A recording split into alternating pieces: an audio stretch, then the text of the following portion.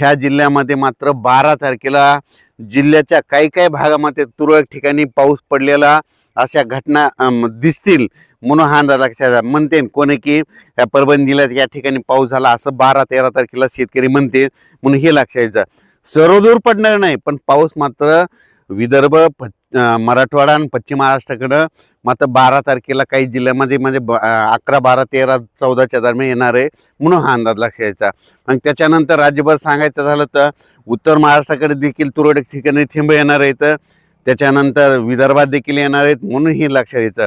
पण राज्यात मात्र 11 तारखेलाच म्हणजे 11 तारखेला म्हणजे नांदेड जिल्हा, त्याच्यानंतर लातूर जिल्हा, सोलापूर जिल्हा, सांगली जिल्हा ह्या पट्ट्यामध्ये काय होईल आभाळ यायला सुरुवात होईल म्हणून हे अंदाज लक्षात घ्यायचा. ज्यांच्याकडं वीटभट्टी त्या कामगारांना सांगू इच्छितो की तुम्ही काय करायचं की वीटभट्टी तुम्हाला झाकून ठेवण्याची तयारी ठेवायची. ऊसतोड कामगारांनी हा देखील अंदाज लक्षात घ्यायचा. विदर्भ मराठवाडा पश्चिम महाराष्ट्राचे शेतकरी असतील तर 12 तारखेला थोडं पावसाचं वातावरण आहे म्हणून हा अंदाज त्या शेतकऱ्यांनी लक्षात द्यायचा. खूप काही मोठा पाऊस पडणार नाही पण पाऊस मात्र येणार आहे ही अंदाज सर्व शेतकऱ्यांनी लक्षात घ्यायचा.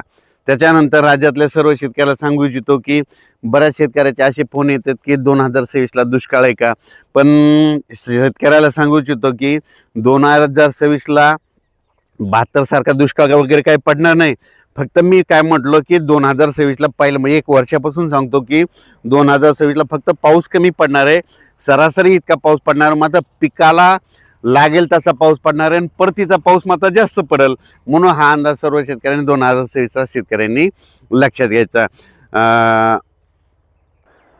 त्यानंतर कर्नाटकच्या मला तंबाखूच्या शेतकऱ्यांचे फोन आले की आम्ही तंबाखू काढावत का नाही, तर त्या कर्नाटक आणि तेलंगणाच्या तंबाखू शेतकऱ्यांना सांगू इच्छितो की तुम्ही काय करायचं आता म्हणजे 11, 12, 13च्या दरम्यान तुमच्या कर्नाटक तेलंगणामध्ये पाऊस पडणार आहे म्हणून 2-3 दिवस तंबाखू काढू नका.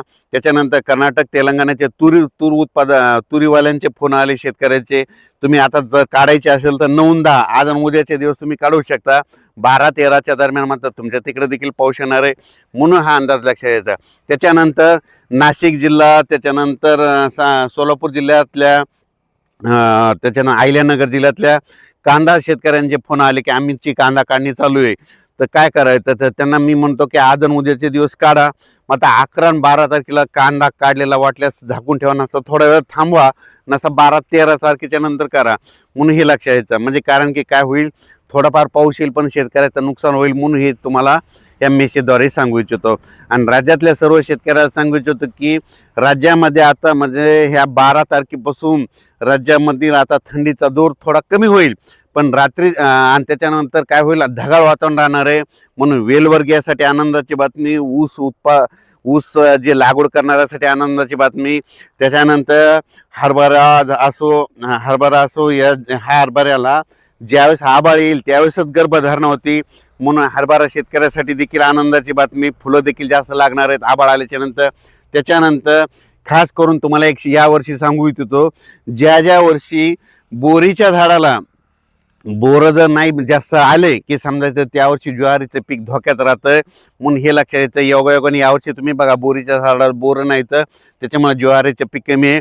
पण आता हे जे उद्याचा आभाळ येणार आहे त्याच्यामुळे ज्वारी जे शेतकरी त्यांच्यासाठी आनंदाची बातमी, ह्या 8-10 दिवसात आभाळ येईल आणि तुमच्या ज्वाऱ्याला चांगलं वातावरण भेटणार आहे म्हणून सोलापूर जिल्ह्यातल्या शेतकऱ्यासाठी आनंदाची बातमी. राज्यात सांगायचं